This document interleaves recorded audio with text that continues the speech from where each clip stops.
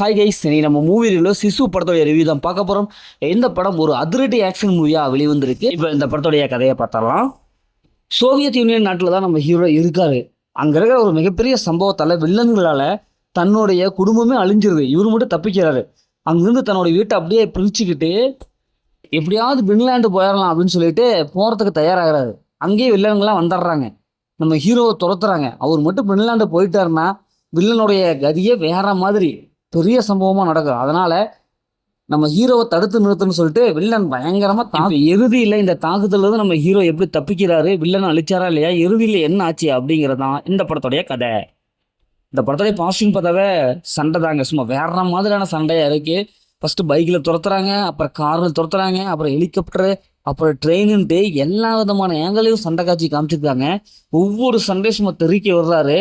இந்த படத்தில் ஹீரோ வந்து வயசானவர் தான், ஆனால் அவருடைய ஆக்ஷன் சீக்வன்ஸ்லாம் சும்மா வேற மாதிரி இருக்கு. அந்த அளவுக்கு பின்னி பெடல் எடுக்கிறாரு. அதுக்கு தகுந்த மாதிரி பிஜிஎம் மியூசிக், அந்த டெக்னிக்கல், அந்த ஆங்கிள்லாம் செம்மையாக இருக்குது. சினிமோட்டோகிராஃபிலாம் செம்மையான ஒரு சினிமோட்டோகிராஃபி கொடுத்துருக்காங்க. செகண்ட் ஹாஃப்லேருந்து ஃபர்ஸ்ட் ஹாஃபில் கொஞ்சம் நேரம் படம் விடுது. அதுக்கப்புறம் சண்டை காட்சி ஆரம்பிச்சிருக்கு. சும்மா ஃபைட்டுன்னு போயிட்டே இருக்கு. நிறைய சீன்ஸ் ரத்தம் தெரிவிக்காசன்னு சும்மா படு கொடூரமாக எடுத்திருக்காங்க. படத்துடைய மைனஸ்ன்னு பார்த்தாவே லாஜிக்கல் இங்கே சுத்தமாக இல்லை. புல்லட்டை வாயில் கடிச்சு துப்புறாரு. அப்படின்னு நிறைய அந்த சாகச வேலையெல்லாம் நம்ம ஹீரோ பண்ணுறாரு. இதெல்லாம் எதுக்கடா குமார் அப்படிங்கிற மாதிரி தான் இருக்குது. லாஜிக் கொஞ்சம் கூட இல்லவே இல்லை. அதேமாரி படத்தில் எமோஷனும் மற்ற சீன்ஸில் கதையே இல்லாத மாதிரி தான் இருக்குது. வெறும் சண்டைக்காக மட்டும் தான் அந்த படம் பார்க்குற மாதிரி இருக்குது. எனக்கு பயங்கரமான சூப்பரான சண்டை படம் வேணும் அப்படிங்கிறதுக்கு இந்த படம் ஓகே.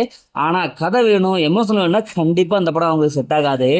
படத்தில் அந்த மாதிரி சீன்ஸ் இல்லைனாலும் ஒரு மாதிரி வயலன்ஸ் சீன்ஸ் நிறைய இருக்குது. அதனால் குடும்பத்தோடு பார்க்காம வேணாமாங்க, நீங்களே முடிவு பண்ணிக்கோங்க. மொத்தத்தில் படம் எப்படி சூப்பராக அதிரடி ஆக்ஷனுக்கு ஒர்த்தான படம். ஓகே, இதே மாதிரி அடுத்த ஒரு புதிய மூவி ரிவ்யூ சந்திப்போம்.